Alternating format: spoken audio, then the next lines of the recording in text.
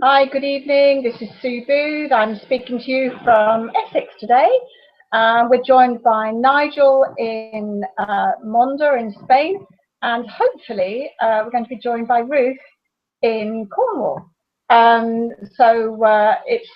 It's really a carry on from the previous week where we talked about how to prospect and really just how to take advantage of every meeting people and contacting people.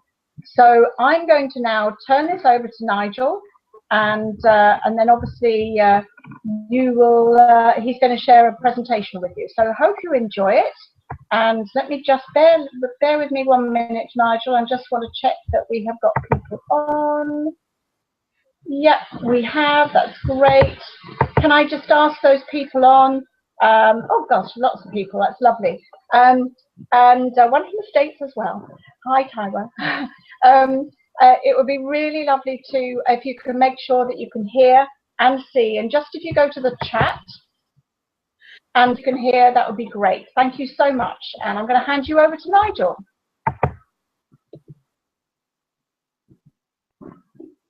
Okay. Can you see my screen or can you see me? I can see you. Aha! That seems to have worked at the moment. Let me just share my screen. Can you see my screen all right? Hello? Can you see my screen all right? I hope so. Well, I'm going to do tonight's call on rejection-free sales.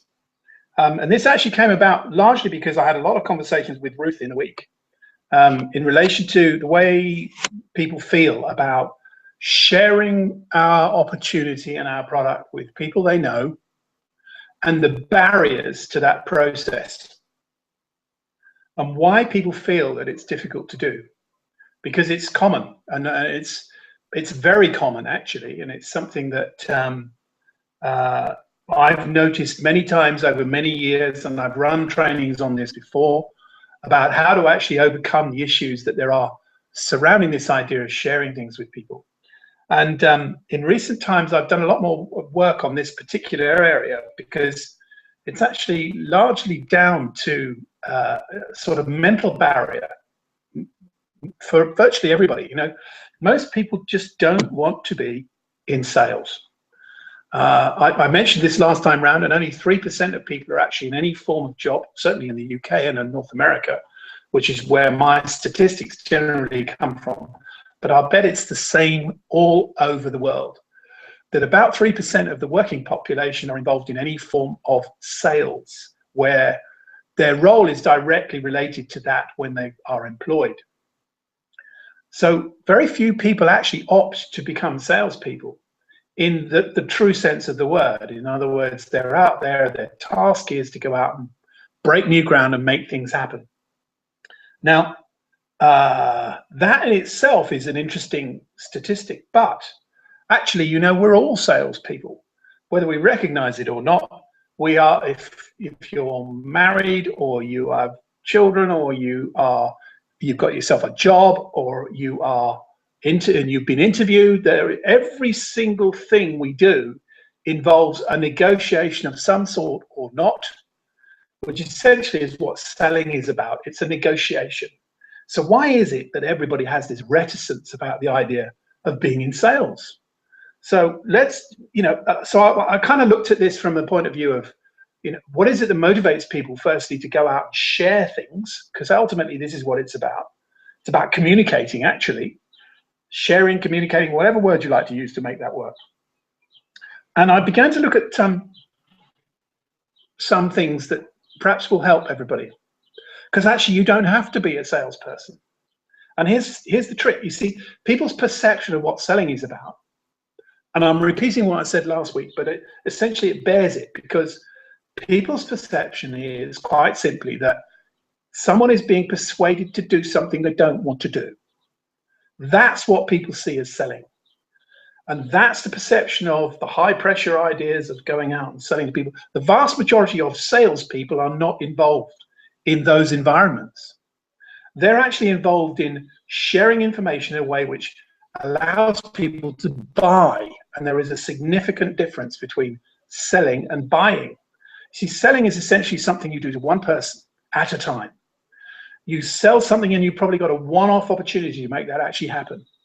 People who come back and buy again and again and again do so because they have perceived the benefits to themselves and they've solved a problem in their own lives that needs to be fulfilled by a product that the salesperson is sharing with them. So firstly, let me make this point. You don't have to be a salesperson. You aren't largely in a networking environment a salesperson, although that ultimately is what actually happens. Second thing, excuse me, and this is where I've done quite a lot of work in the last week in terms of research, because it's always struck me that this is something that some people find natural, other people don't. And your biology plays a really important part in your success, and that will become clear in a minute because I'm going to explain why that is.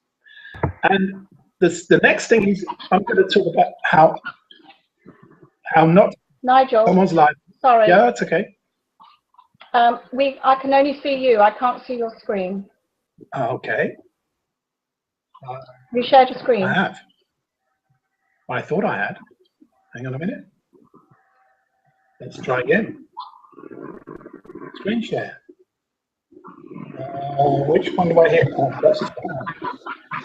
You press the actual screen you want, and then it's the bar on the left-hand side.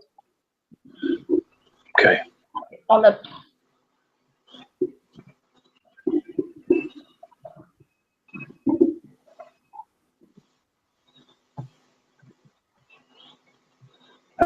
okay, maybe that'll do it. I've got you. No. Oh my word! No, not that one. How's that? Ah, that's better. Okay. Sorry, guys. Okay, I'll mute myself. Sorry, guys. This is my ignorance of the technology. You see, I got to be infinite for a moment. Actually, Sue got to be infinite for a moment or two. And that explains a lot in itself. Anyway, hey, let me recap. I don't want to be a salesperson, woman, man, whatever. It doesn't matter. You really don't have to be. It boils back down to biology, and I'm going to cover that in a second in terms of what that really means. I'm also going to talk about how not to sell. In other words, you don't have to place yourself into the sales environment, the one where they teach you about features and benefits and how you back someone into a corner until they sign on the dotted line. That's not what we do. And the reason why we don't do that is quite simply because it doesn't work for us in our industry. It simply does not work. Let me repeat, it doesn't work. Don't do it, you don't have to. So I'm not talking about turning you to salespeople. I'm talking about turning you into people who can share effectively in a way which actually gets people to exercise an option about buying or not. And by buying, I mean simply getting to a point where they think, you know what, this is a great idea. I'll buy some product, or I'll buy into your business because I can see a reason why I can satisfy some of the things I need in my life. That's the point. Now, my friend John Canary, we talked about him last week. He has a really, I've stolen this from him because it's really important to understand this. Selling is not something you do to someone. It's something you do for someone. Essentially, you're exposing the need they have for something. And that need in terms of networking is really about, for us, it's about, product on one hand, it's business on the other. The way to a successful network is to help people to understand that the business opportunity can actually fulfill needs in their lives to create change that maybe they'd never thought was possible. So these are the things we're going to cover in detail. You don't have to be a salesperson, number one. Number two, your biology plays an important part in your success. I'm going to cover that in a second. And I'm going to talk about how not to sell, but how to be successful. So the ultimate of all this is how to get to the result and make it rejection free. Because essentially it's just a result. Let me pick that word out. I actually should have put it in capitals and boldened it, because essentially the result is there are always going to be no's, and there will be yeses, but there'll be no's as well. And there'll probably be more no's than there will be yeses. And essentially the reason why people get kind of discouraged by the no's is because they really want the yeses. And unfortunately, you have to go through the no's to get to the yeses, or vice versa. Very rare event where someone actually ends up saying yes, yes, yes, yes, yes, all the way along the line. Doesn't actually happen. And over time, the averages will take over anyway. It's a bit like flipping a coin. You know, the law of averages says that you should get heads one time, tails the next, and so on. A 50-50 split. But there will be runs where you get 5, 10, 20 no's, in effect, heads or tails, but eventually the head will come along. You just have to keep going until you reach it, or the tail, indeed. So let's look at this biology issue in a second. Remember what I said to you last time round. People don't buy from people they understand. That's the logical side of the mind. They buy from people they believe. This is a really fundamental point that you need to really appreciate. Selling is not about convincing. It's about communicating. It's really about exposing what's on offer to people on the same level as them. And these also are keywords, the same level, because a lot of this issue about how you communicate is going to be the content of this call. And people buy your why, not your how or your what. So wrapping these things up, these are all things to do actually with your biology. So let's talk about that, because biology really does matter. You know what?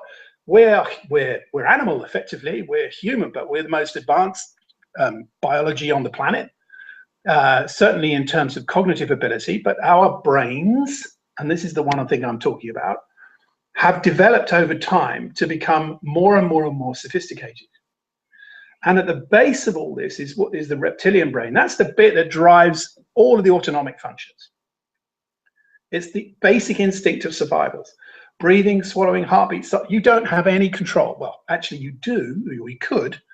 There's plenty of evidence now that that can be affected physically if you work at it long enough. Plenty of guru examples of that in India, where people can physically slow their breathing and things like that. But the vast majority of us in the modern world don't actually access that part of the brain at all.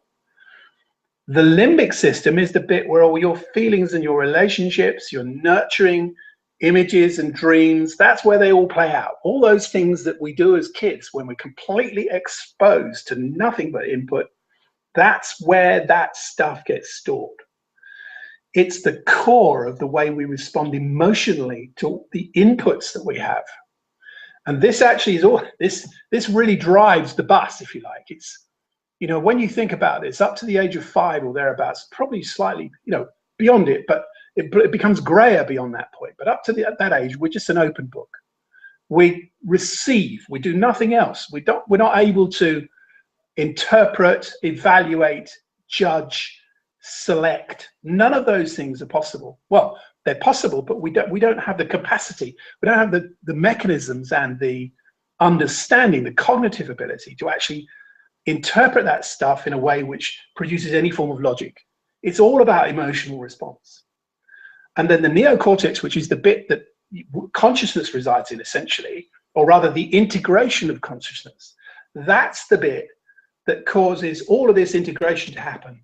The bit that says we're logical, we're looking at and evaluating, we're interpreting, we're judging, we're making decisions on our own part, but it's based on what's happened emotionally before it. Because as I said, in children, small children, they're receiving all this stuff and they respond emotionally to everything. I know a lot of adults who do that too. Having a conversation with people can be quite difficult when they respond emotionally. And that's because they're accessing this part of the limbic system that expresses themselves in a way which, from an adult point of view, isn't necessarily all that helpful when it comes to negotiation, selling, and so on. So your biology matters, because at the kernel of who you are is the limbic system, where all your emotions reside. And so there's this child in there that responds to stimulus in different ways, depending on what that stimulus happens to be. Now, this is important from the selling point of view. And it's important because we, as people communicating what we believe in, what we cherish, the things we want to convey to people, we often come at it from the neocortex point of view: thought, planning, logic, language. It's all there on the understanding level, but it's not there necessarily from the receiver's point of view on the emotional level, the belief level, the feeling. They're just not feeling it. So our job is to communicate at that level it's actually communicate at both levels. And that's something that I want to teach you. If you can understand this as a process, and you can get yourself energetically into that thinking, and the way you work, what you do, you communicate in that way, then you'll have loads more success from 2 points of view. One is from the people who are receiving the information, and from your point of view, from the person putting it out. Because the result, excuse me, the yes or the no, which is a result, the head or the tail, the front or the back, the up or the down, doesn't matter. It's going to happen one way or another. It's not your job. You can't decide it. You can't second guess it. It's not your job to decide for the person how they're going to respond. It's your job to simply put the information out there in a way that they can understand it from an emotional and a logical perspective. So this is the way your brain works, physically works.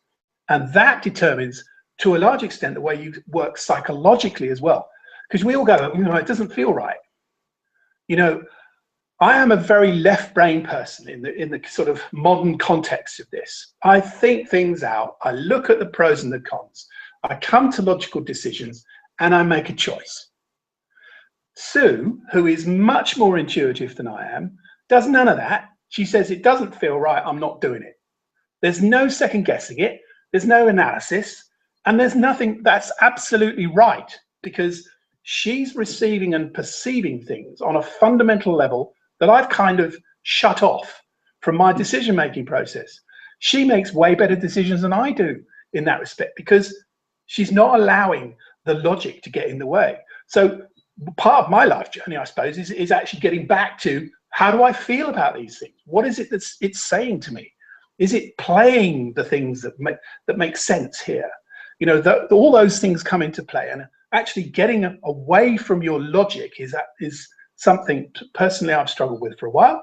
So now you know a bit more about me, but also something that I've learned how to connect with again from not really being like that at all. So let's talk about this in a little bit more detail, because I just want you to understand the way this works, and I'm going to come on to communication in a second. There are 3 basic ego states that we all have. They relate to the way the brain is actually physically constructed. First is the parent. Now, parent essentially is where all the external events that are being conveyed and reinforced by parents in about the first 5 years of life reside. That's what you become. It's where your belief system resides. It's the received wisdom you've had from your parents and the influences in your life. And they are invariably connected to the internalized emotional response to those events that you perceive in childhood. So here's the connection between the parent and the child. The parent has essentially made sense. The child's received all this information and has emotionally responded to it in a way which is revisited by the parent, who looks at it from the perspective of, the logical state. If you like, I'm a parent. And then the adult, that's the reconciliation of parental and childhood stimulus. In other words, it's making sense of everything. It's the logic center. It's the bit that reconciles everything that we have. Everything we've experienced from our childhood onwards. Because thinking about this as a child up to the age of 5, you don't have the equipment, as I mentioned earlier, to make any form of judgment about what you're receiving. And kids up to that age, they literally just receive. They're a totally open book to what's coming in. And the strength of the emotional response they have to that external stimulus dictates, to a large extent, the way the adult ultimately develops. Now think about that. If you have, I'm sure you can all do this.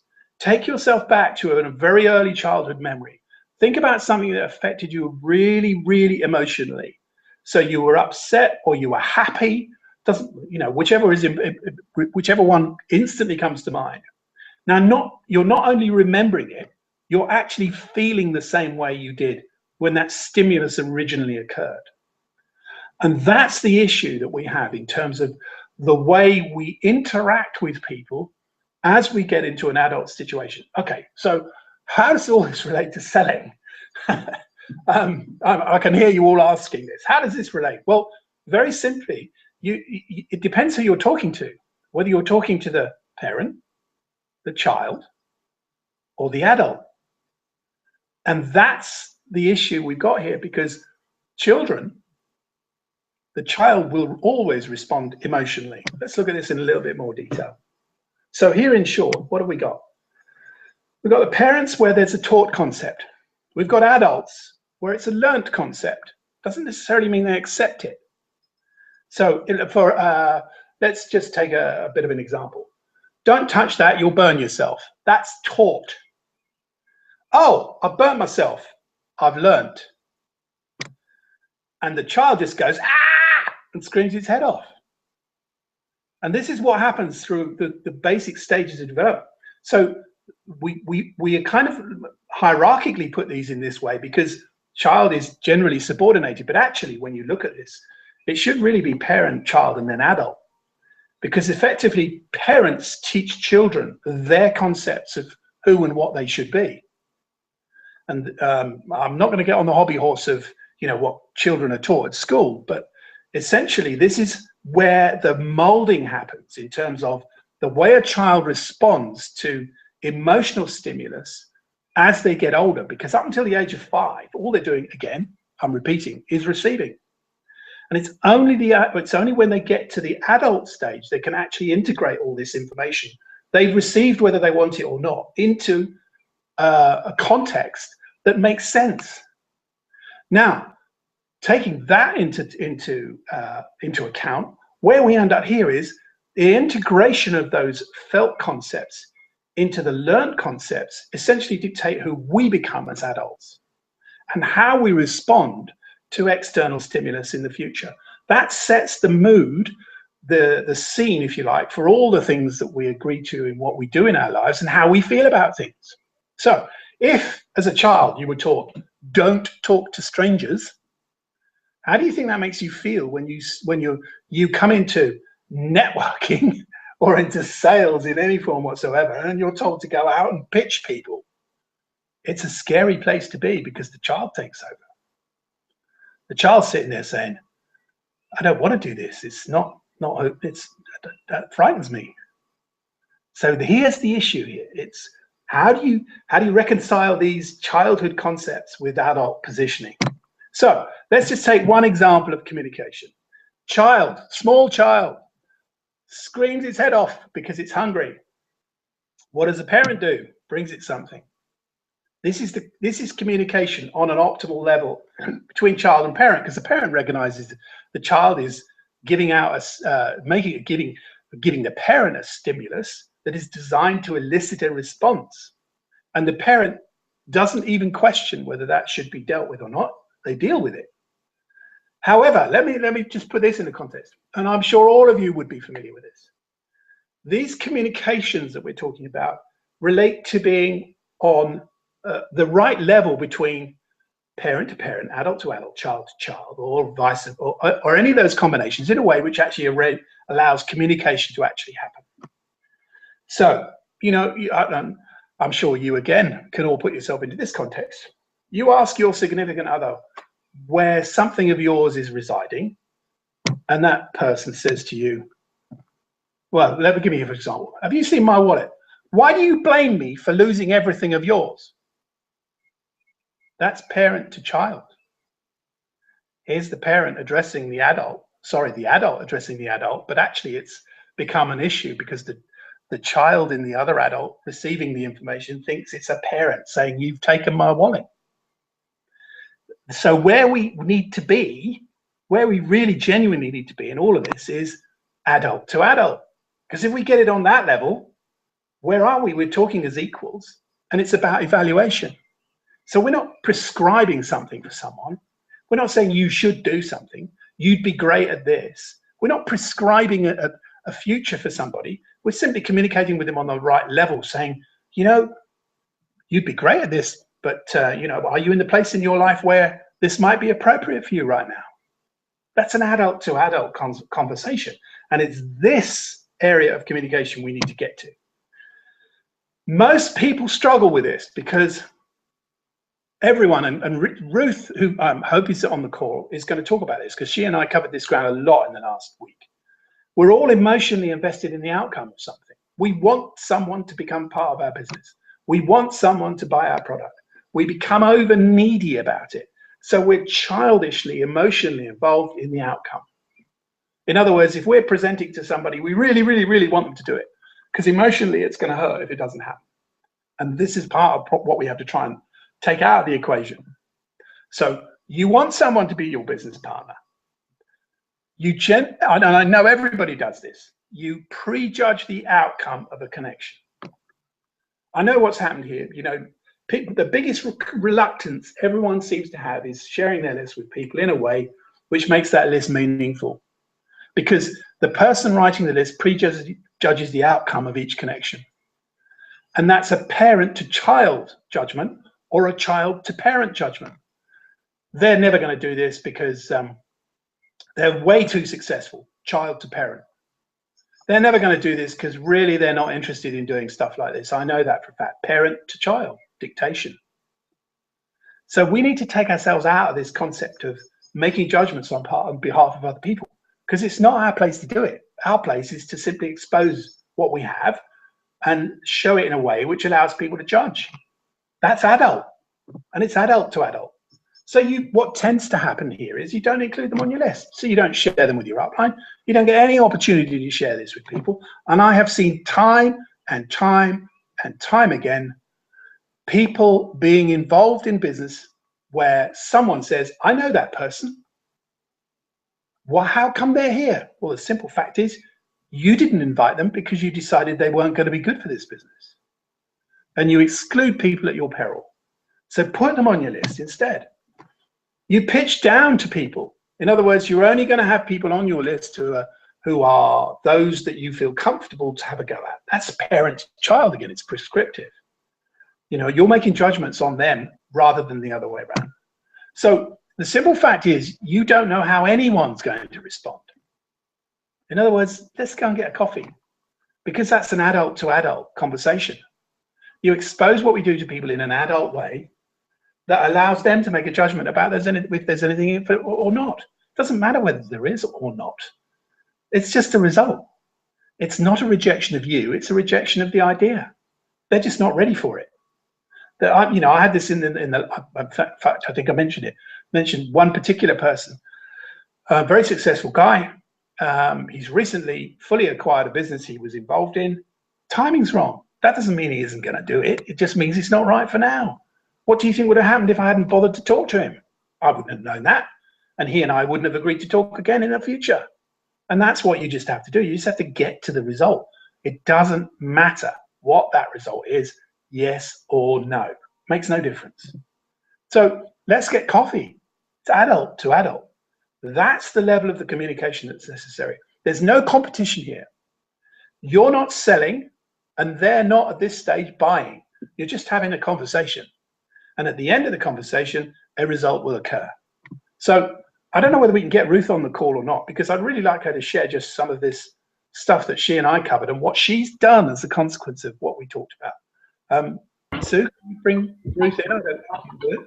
I'm just going to see, Ruth, at the very top of your screen, Ruth, you should see a kind of a 4 bars or whatever with add people. I'm going to try and add you and see if, no, that's not going to work. Oh, damn. Ruth, is that, if you hover your cursor at the top of the screen, you will see a mute microphone. If you can click that, that would be brilliant. Or unmute it. Oops, oh my God. What have you done there, Nige? I haven't done anything. Oh, okay. Questions of the answers, okay. Oh, that's a bit fancy, don't do that. Oh, God. I don't know. What have you done now? I have no idea what's happening here. Okay, you need to, you're sharing your screen as it is. There we go. You're back again. Hello. Hello. There's always a challenge on these conference calls. Tell me about it, yeah.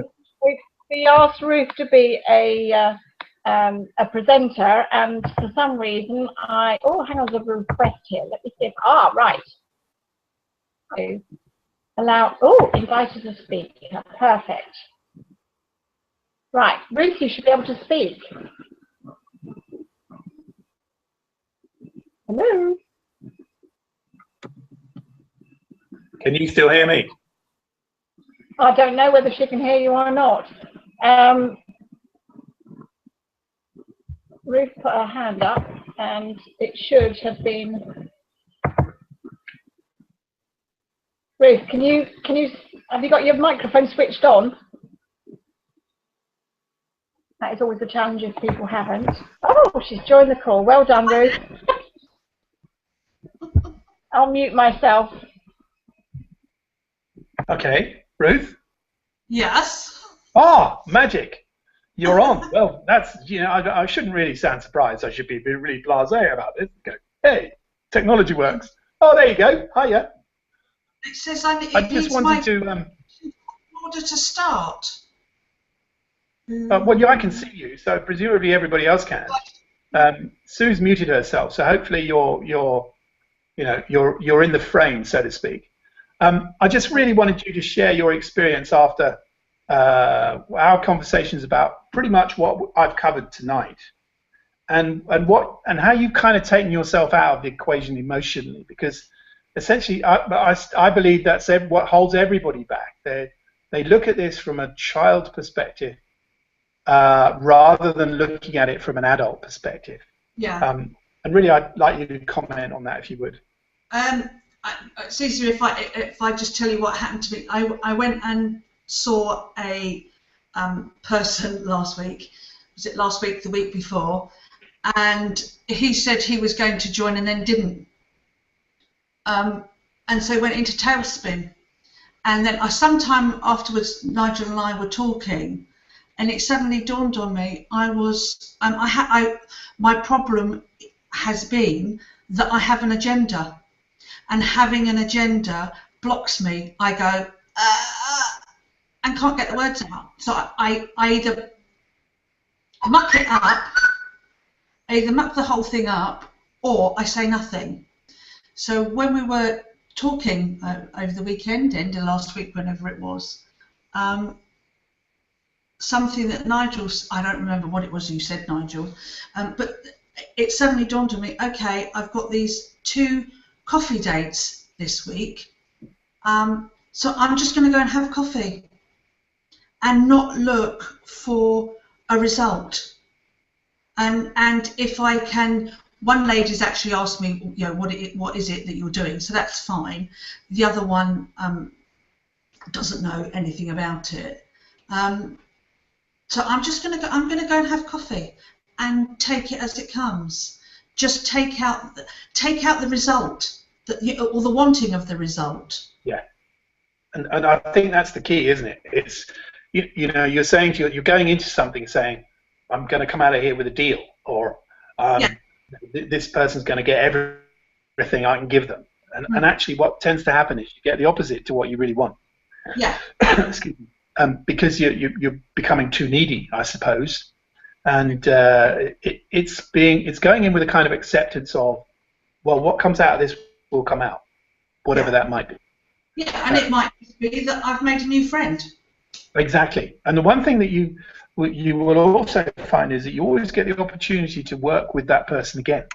Yeah. If you don't put yourself if you don't put them in a defensive position, which is really what I'm talking about. So much of what I'm talking about tonight is about not getting into the parent-child relationship. Yeah, exactly. Perhaps you are being a pirate. Perhaps you go in wearing a skull and crossbones. But you understand what I'm getting at here. It's about keeping it on a level which allows people to say, well, it's fine. Let's talk again. Yeah. And because you never shut a door, and you can only get to that point if you haven't been in that sort of parent-child relationship.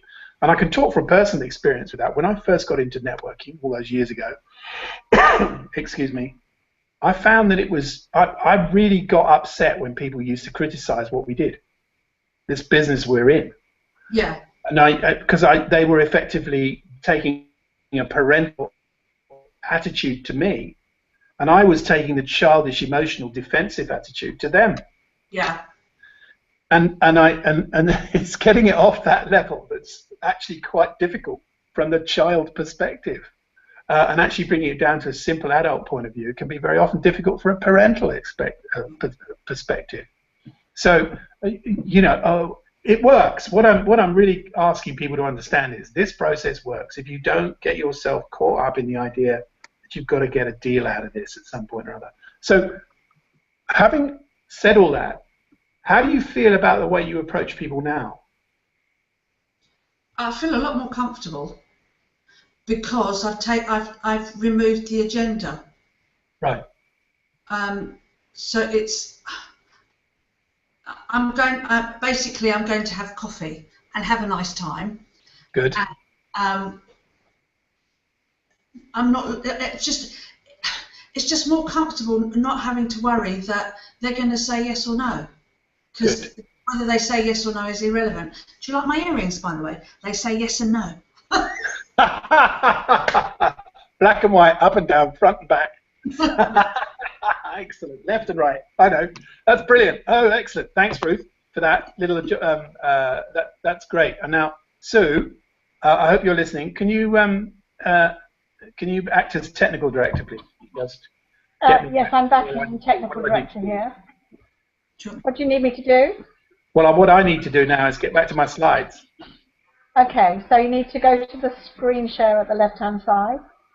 And just screen share again. Apparently we've had a few issues with frozen screen and no sound, but which I've had sound all the way through, so hopefully the replay will be fine. Yeah, okay. You need to click screen share, and then you need to click on the screen that you want to share. Hang on, yeah, I think that might be it. Bear with me, and hopefully, is that good? Yep. Excellent. Okay. Oh, so perfect. Just to kind of bring this in for a landing, as my friend John would say, essentially this is about taking yourself out of the equation and not looking for closed answers, i.e. not yeses and nos. And there's a really brilliant book by Alan Pease, if you haven't got it, called Questions Are the Answers. I recommend this to everybody. It's such a brilliant work, and it essentially boils down to some very simple things. And if you learn this technique, you can't go wrong wherever you are. Bear this thought in mind. This is not a business for everyone. Our job is not to try and persuade everybody to get involved. It's simply to expose what we do to people in a way which allows them to choose. Their choice is unique to them, and it will always remain with them, and it's something that they have every right to choose, and it's not our job to judge it one way or other. So in other words, it's not our job to be the parent here. What we're after is where they are in their life right now. In other words, are they invested in the idea of change? Because lots of people aren't. You know, I mean, if you said to a friend of yours that you know, said, well, where are you right now in your life? And they said, well, you know what, I'm in a really great space. I've just got myself a new job. I'm loving every minute of it. My wife and I are just having a baby, and we're moving house. And, you know, the world's really great. Are they likely to be wanting change at this moment? I'd suggest they're not. However, if someone says, you say to them, well, where are you right now? And life's not good, for whatever reason, then they're likely to be ready for change. See, change comes from two basic motivations, only two: desperation or inspiration. We'd far rather have it from inspiration. In other words, the things that we do have inspired them to look at what we do, and the change that offers, the opportunity that provides. That's what brought us into networking. Inspiration, a better way to do stuff, because this business offers opportunities nothing else does. I'm not going to go into that tonight, but essentially we came in from the point of view of an inspired approach to this as a business, not from a desperation viewpoint. So you know, you're looking at whether people are ready for change. Where are they in their lives right now, emotionally, mentally, and financially? Because if those things are all in line in terms of the need for change, that's why they're going to change. Because they can see something that can provide them with things they're looking for. So I come back to what I said last week. I can't emphasize this enough. Use your upline. And I put in here, I'll teach you this and coach you to feel comfortable of doing it. Because this is how important this is to me. This works. And I can't say this enough, really. It works. You've just heard from Ruth. She's experiencing it working. If you grasp these lessons, selling goes out the door. You're not in that situation where you're in a win-lose situation. There's nothing of that involved in this. You're simply sharing in a way which reaches a result. And the result doesn't matter. Yes, no, it doesn't really make any difference. What does matter is that ultimately you're going to get yeses. But if you're not sharing, you're not doing these things, guess what is going to happen? Nothing. So share your list with people you know, regardless of who's on it. Don't eliminate people. You know, we all judge. I know this happens. Everybody does. But it doesn't matter who's on the list. It doesn't matter how successful they are. You don't really know what's going on behind the scenes. Learn to invite people. Learn to ask the open-ended questions. What are they? How? When? Where? What? Why? Who? Oops. The reason why they are there is very simply they demand an open-ended explanation. They can't say yes or no to you. By getting answers to these questions, you can establish where they are emotionally, financially, mentally in their lives right now, whether they're open for change or not. It's an adult-to-adult process. Be prepared to give as much as you receive. But I've always found this. When I ask people questions and I get answers, they talk a lot more than I do. And they talk about the thing they know the most about in their lives, and that's themselves. And people love to talk about themselves. It's the reason why so many of these fly-on-the-wall documentaries exist, why the Kardashians have become as successful as they are, and all these other people. All they're talking about is themselves, and everybody else who's looking in on them is doing so from the voyeur's perspective. And essentially, if you like this kind of thing, I suppose, you're becoming a voyeur into their lives in a way which allows you to establish whether they're looking for some change or not. And then you engineer your conversation in a way which allows you to illustrate how that change might come about. So let me repeat this headline here. I'll teach you this.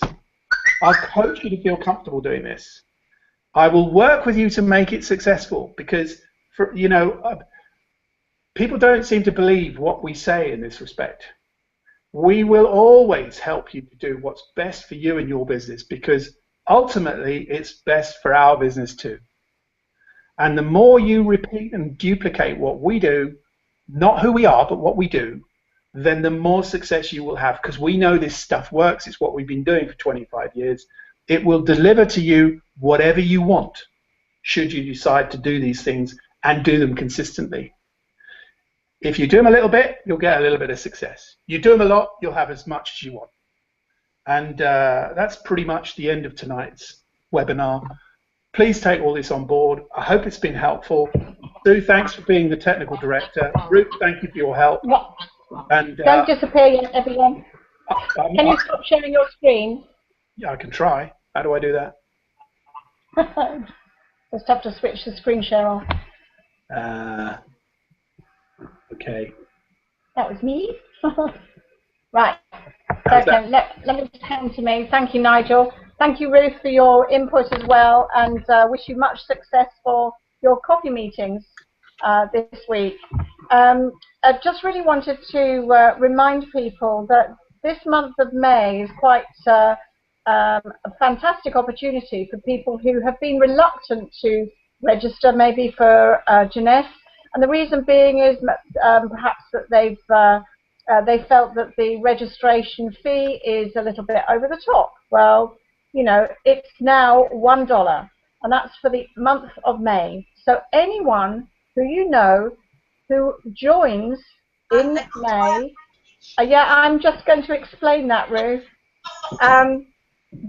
You must purchase at least a starter package. So it can either be the basic package or the basic nutritional. You have to start with at least that to actually access the $1. And what it does is it takes it off the payout once you've actually gone through the payment process. It takes it off at the end. So it will show it all the way through until you do your final checkout, and then it will take it down to $1. That is only available until the 3rd of June. But don't leave it till the 3rd of June. Now is the time that you should really be doing it. It's a fantastic opportunity for people to register and get kind of full access for $1. That's, I think it's 66p in UK, which is pretty cool. It's probably about 70 odd cents in Europe. So really, you should take advantage of it. And the more people that you register within May, you will get points towards the Orlando trip. So you can actually win tickets for Orlando. And the light's fading up in here, so I'm starting to kind of get into the dark. So my apologies. I'm trying to lift the camera up. I'm up in the bedroom at the moment. So it's really just taking advantage of everything that you can. I'm in the UK, so if anyone needs to contact me, then they can do that on my number. It's 07786 868782. And I'm more than happy to talk to people. If you want to contact me, just let me know. I'm out and about a lot of the time, but I'm happy to help wherever possible. So if you can get to any meetings that are being launched, try and get to them, because I promise you, we have now got our own UK manager, Julie Tatachuk, and she's really got a bee in her bonnet about making UK the #1 in Europe. And we've got the ability to do it.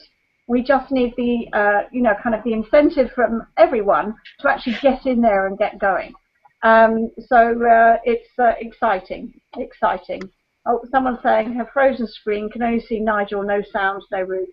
Okay, Nigel's disappeared anyway. So so thank you very much, and hopefully you will be with us next week, and we'll be. I think we'll be both in England then. Be interesting. Look forward to speaking to you then. Thank you very much for sharing with us this evening. Thank you, Ruth, and thank you, Nigel from Spain. Bye. No problem. Bye.